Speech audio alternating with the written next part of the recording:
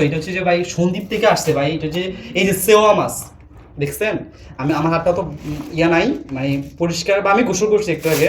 এটা হচ্ছে সেওয়া মাছ দেখছেন, এই সেওয়া মাছ ভাজি করছে বুঝছেন, এই যে সেওয়া মাছ ভাজি।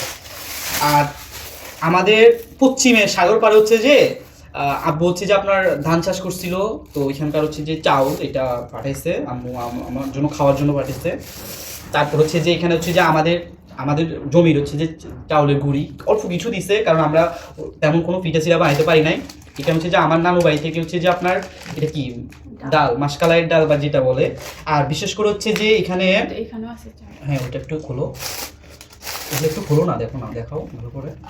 আর আম্মুর হাতের স্পেশাল যে জিনিসটা সেটা হচ্ছে যে এই যে আচার, এটা হচ্ছে আপনার জলপাইয়ের আচার। হ্যাঁ জলপাই আচার আম্মু বানাইছে, এটা এটা হচ্ছে আম্মু বানাইছে অনেকদিন আগে বানাইছে।